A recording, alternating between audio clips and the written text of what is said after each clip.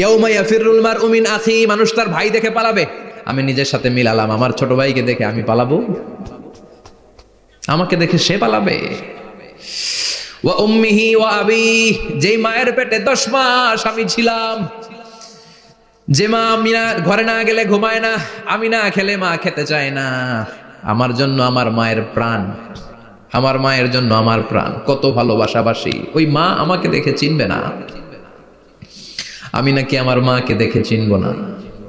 আমি আমার বাবারে দেখে পালাবো। ছোটবেলা থেকে কোলে পিঠে করে আমার বাবা আমারে মানুষ করলো, বাবাকে কত ভালোবাসি, বাবার সাথে কত ভালোবাসার গল্প, এই বাবারে দেখে আমি দৌড় দিব, বাবা আমারে দেখে দৌড়াবে। ওয়া সাহিবাতিহি ওয়া বানি, সাহিবা মানে প্রিয়তমা স্ত্রী, যার সাথে এত ভালোবাসা এত খুনষ্টি, তারে দেখে আমি পালাবো। ওয়া বানি, আমার সন্তান, যেই সন্তানের জন্য আমি আমার জীবনও দিতে রাজি, ঠিক কি না? সন্তানকে দেখে আমি দৌড়। আব্বু বলে ডাক দিল, আমি চিনব না। আমার মেয়েটা আমারে ডাকলে নাকি আমি চিনব না, আমার মেয়েও আমারে চিনবে না। ইয়াউমা ইয়াফিরুল মারউ মিন আখিহি ওয়া উম্মিহি ওয়া আবিহি ওয়া সাহিবাতিহি ওয়া বানিহি লিকুল্লি ইমরিইম মিনহুম ইয়াউমাইযিন শাআনুন ইউগনিহি। বিশ্বনবী বললেন, আয়েশা, সেদিনটা আজকের দিনের মতো নয়, ভয়ঙ্কর একটা দিন হবে। বাবা ছেলেরে চিনবে না, ছেলে বাবার চিনবে না, মা তার মেয়েরে চিনবে না, মেয়ে তার মারে চিনবে না। মা আর মেয়ের ভালোবাসার চেয়ে বড় ভালোবাসা হতে পারে? বাবা ছেলের ভালোবাসার চেয়ে বড় ভালোবাসা?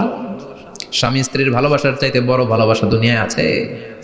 স্বামী স্ত্রীরে চিনবে না, স্ত্রী স্বামীকে চিনবে না, বন্ধু বন্ধুরে চিনবে না, ইমাম সাহেব মুসল্লিরে চিনবে না, মুসল্লি ইমাম সাহেবকে চিনবে না, নেতা কর্মীরে চিনবে না, কর্মী নেতাকে চিনবে না। আমরা সবসময় বিপদে আছি, তবে 4টা কাজ করলে আমাদের বিপদকে কাটিয়ে দিবে কে? ঈমান আনতে হবে কার উপর? জোরে বলেন। ঈমানের পথে অবিচল থেকে আমার মরণ যেন হয়, ঈমানের পথে অবিচল থেকে আমার মরণ যেন হয়। তোমারই কাছে মিনতি আমার, তোমারই কাছে মিনতি আমার, মহামহিম দয়াময়, ঈমানের পথে অবিচল থেকে আমার মরণ যেন হয়। পড়েন আমিন। তো চমৎকার দোয়া হয়ে গেছে না?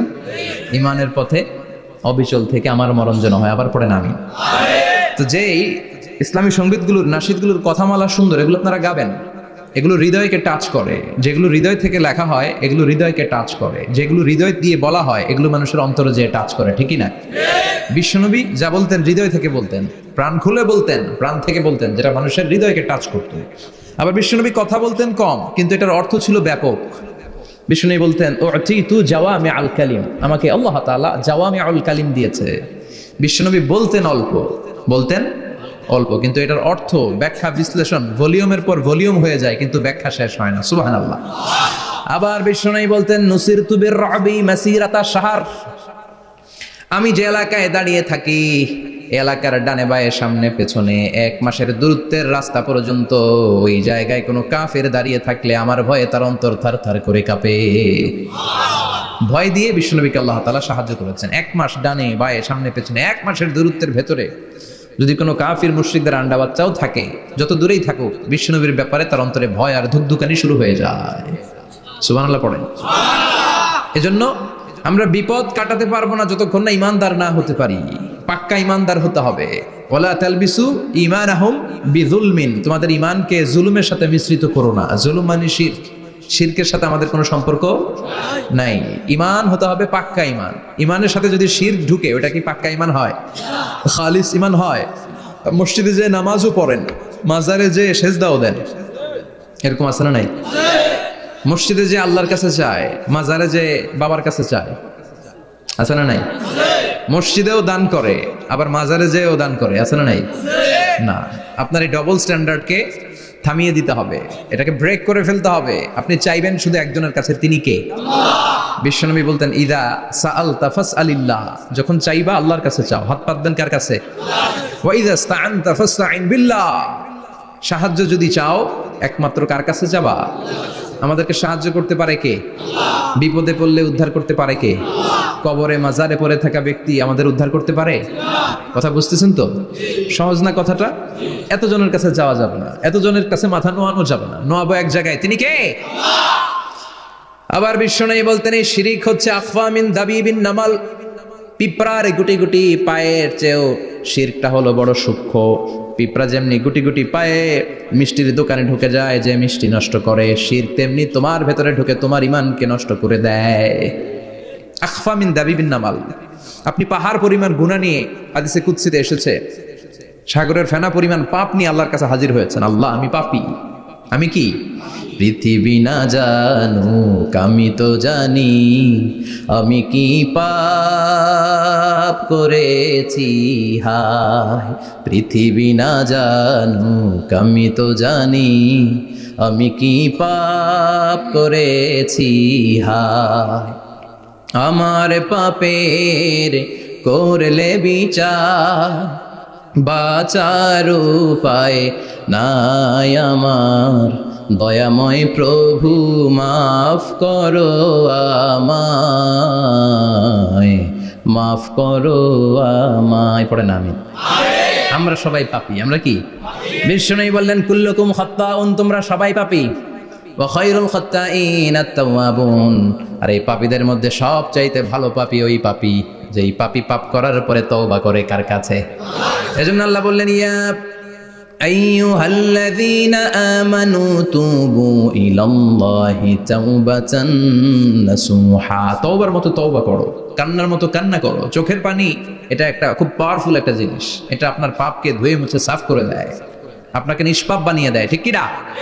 এই বিশাল পাপের বোঝা নিয়ে, পাহাড় পরিমাণ গুনাহ নিয়ে কিয়ামতের দিন যদি আল্লাহর কাছে আপনি হাজির হয়ে যান, ওই পাপের মধ্যে যদি শিরকের পাপ না থাকে, মানে কোনো মাজারে যে সেজদা দেন নাই, বাবার কাছে যান নাই, কোনো মাজারে মানত করেন নাই, মাজারে লাল শালু দেন নাই, মোমবাতি দেন নাই, আগরবাতি দেন নাই, মাজারে মুরগি মানত করেন নাই, এই পাপগুলো করেন নাই, অনেক পাপ আপনার আছে, কিন্তু শিরকের পাপ নাই। কোন পাপ নাই? আল্লাহ বললেন, হাজার কোটি পাপ নিয়ে, পাপের বোঝা নিয়ে, পাহাড় পরিমাণ অন্যায় নিয়ে, গুনাহ নিয়ে যদি আমার সামনে আসো, আর এই গুনার মধ্যে যদি শিরকের কোনো গুনাহ না থাকে, তাহলে আমি আল্লাহ পাহাড় পরিমাণ দয়ার ক্ষমা নিয়ে তোমার কাছে হাজির হয়ে যাব। সুবহানাল্লাহ। এজন্য শিরকের সাথে আমাদের কোনো সম্পর্ক, এই শিরক করলে তার মাফ নাই। ইন্নাল্লাহা লা ইয়াগফিরু আন ইউশরাকা বিহি, শিরক করে ফেললে আর মাফ নাই। এটা ভয়ঙ্কর, এটা ক্যান্সারের চেয়ে ভয়ঙ্কর। ক্যান্সারের অ্যানসার আছে, শিরকের কোনো অ্যানসার নাই। লা ইন আশরাকতা লা ইয়াহবাতান্না আমালুক, যদি তুমি শিরক করো, তোমার রোজা, নামাজ, হজ, যাকাত, জিকির গুলারে বাতিল করে দিবে কে? এজন্য শিরকের সাথে আমাদের সম্পর্ক আছে। এত ওয়াজ আমরা করি, তারপরে অনেক জায়গায় ছবিতে দেখি যে মহিলারা যে মাজারে সিজদায় পড়ে থাকে। এজন্য এটা ছড়ায় দিবেন, এই মাহফিলের কথাগুলো, এই যে রেকর্ড হচ্ছে, এগুলো ছড়ায় দিবেন। গণসচেতনতার দরকার আছে। এই যত আমরা ট্রাই করে যাব, একটা সময় দেখবেন আমাদের এই সকলের একসাথে প্রচেষ্টার ফলে এই শিরক নামক ভাইরাস বাংলাদেশ থেকে আমরা বিদায় করে দিতে পারবো। চিল্লা এখন ঠিক কিনা?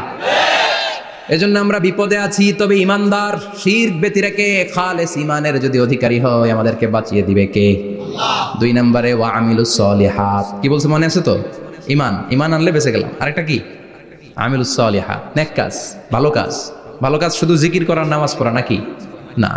আপনি কাউকে পরামর্শ দিলে এটাও ভালো কাজ। ঋণ দিবেন, ঋণ দিলে আপনার মর্যাদা বাড়ায় দিবে কে? অভুক্তকে খাওয়াবেন, বিপদে পড়লে সাহায্যের হাত বাড়িয়ে দিবেন, রাস্তায় দাঁড়িয়ে আছেন একজন পথ চেনে না, পথ দেখিয়ে দিবেন, এটা অনেক সওয়াব। সূরা ফাতিহা একজনরে পড়ায় দেন, ওই লোক সারা জীবন সূরা ফাতিহা যতবার পড়বে তার একটা পার্সেন্টেজ সওয়াব আপনার আমলনামায় দিবে কে?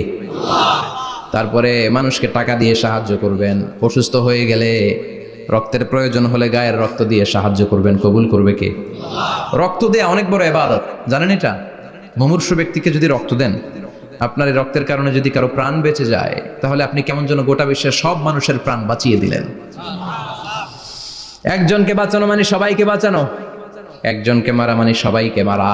এজন্য বিশ্বনবী বললেন, আল ইনসান বুনিয়ানুম মারসুস, সব মানুষগুলো হলো আল্লাহর পক্ষ থেকে সীসা ঢালাই করা প্রাচীর। একজনকে নষ্ট করা মানে প্রাচীরটাকে ভেঙে দেয়া, ঠিক কিনা? তাহলে ঈমান আনতে হবে কার উপর? আর আল্লাহর সন্তুষ্টির জন্য সৎ কর্ম করতে হবে। তারপরে একে অপরকে ভালো কাজের জন্য পরামর্শ দেওয়ার দরকার আছে না নাই? হক আর সবর, আমরা হকের পক্ষে থাকবো, রাজি আছেন তো? আর আমরা সব সময় ধৈর্যশীল থাকবো, রাজি আছেন? ইন্নামা সাবর ইনদা সাদামাতিল উলা, বিপদের প্রথম ধাক্কায় ধৈর্যটা ধারণ করতে হবে। অনেকে বিপদ আসলে পেরেশান হয়ে যায়, চিল্লা ফাল্লা শুরু করে দেয়, কান্না শুরু করে দেয়, বিলাপ করে। বেশিরভাগ মহিলারা এটা করে, ঠিক কিনা? বিষ্ণু বললেন, বিপদের প্রথম ধাক্কায় কেমন সবর করলা এটাই দেখার বিষয়। ইন্নামা সাবর ইনদা সাদামাতিল উলা, বিপদের প্রথম ধাক্কায় যে সবর ধরতে পারে সেই আসল সবুর, সেই আসল কি সবুর মানে ধৈর্য ধারণকারী। বিষ্ণু দোয়া করতেন, আল্লাহ আপনি আমারে ধৈর্যশীল বানান।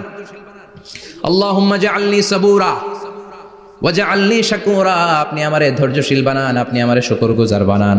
ওয়াজআল ফি আইনি সাগীরা ওয়া ফি আয়ুনিন নাসি কাবীরা, আমার চোখে আপনি আমারে ছোট বানান, মানুষের চোখে আমারে আপনি বড় বানান। পড়েন আমিন। আরো জোরে পড়েন আমিন। চারটা ওয়াজ কাল থাকবে তো? আলামিন ভাইয়ের প্রথমে কি করতে হবে? ঈমান, ঈমানের পরে সৎকর্ম, তারপরে হক আর সাবর, এগুলো মেনে চলতে হবে। রাজি আছেন তো? আরো জোরে পড়েন ইনশাআল্লাহ। আসুন আমরা আল্লাহকে ফরমালি থ্যাঙ্কস দেই, শুকরিয়া জানাই, কালিমাতু শুকুর করি, আওয়াজ করে আমরা পড়ি আলহামদুলিল্লাহ। পড়েন রব্বানা লাকাল হামদ হামদান কাসীরান তাইয়িবান মুবারাকান ফীহি ইয়া রাব্বি লাকাল হামদু কামা ইয়ানবাগি লিজালালি ওয়াজহিকা ওয়া আযীমি সুলতানিকা লাকাল হামদু বিল ঈমান লাকাল হামদু বিল ইসলাম লাকাল হামদু বিল কুরআন।